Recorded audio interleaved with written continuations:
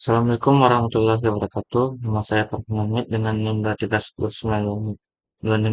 231095 dari kelompok 8. Baiklah, kali ini saya akan menjelaskan rangkaian simulasi pada rangkaian RLC.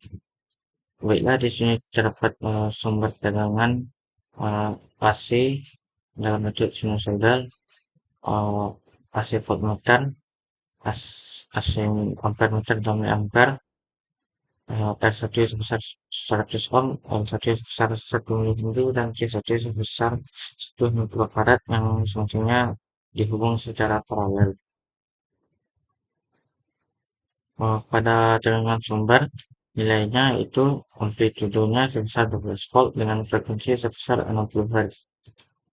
Uh, Apabila rangkaian ini dijalankan, maka baiklah dikarenakan error yang tidak diketahui, kita akan dicoba jelaskan sendiri.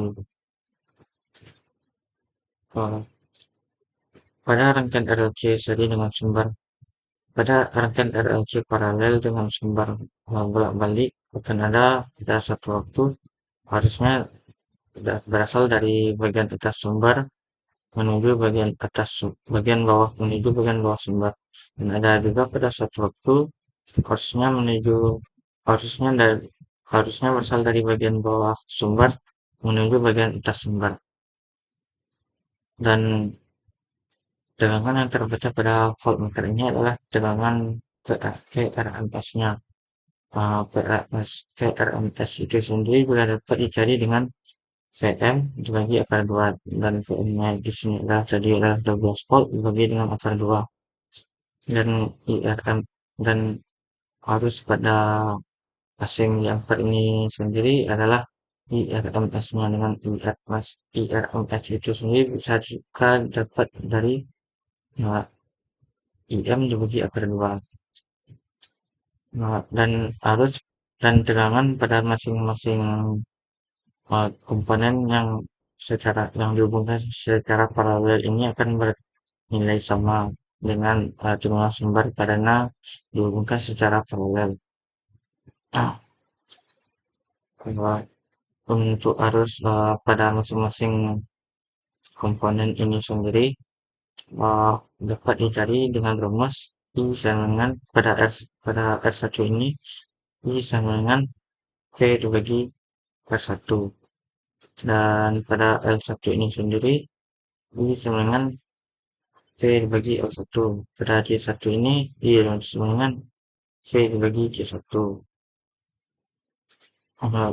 Pada rangkaian RLC paralel dengan sumber arus bolak-balik ini sendiri juga berlaku hukum Kirchhoff current law, yaitu arus yang masuk ke simpul ini akan sama dengan totalnya dengan arus yang keluar pada simpul. Jadi arus pada ketiga percabangan ini akan sama dengan arus eh, akan sama dengan arus sebelum masuk simpul ini, yaitu di sini.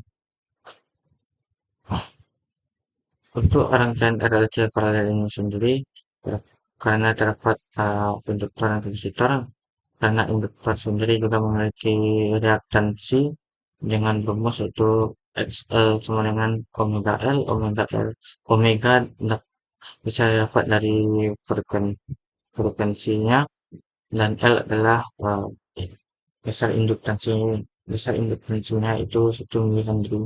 Dan untuk Q dan untuk kapasitor reaktansinya yaitu X sama dengan itu per omega C, dengan omega bisa dapat dari frekuensi, dan C adalah kapasitansi yang pada di sini adalah 10 mikrofarad.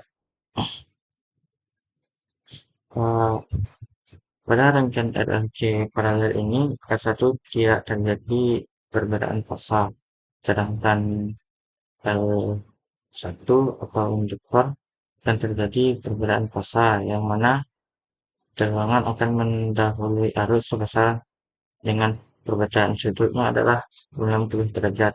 atau beda pasanya adalah 90 derajat. Dan pada C1 ini atau kapasitornya ini adalah uh, arus akan mendahului tegangan dengan beda pasanya itu 90 derajat. Mungkin itu saja. Apabila ada kesalahan mohon dimaafkan. Sekian, terima kasih.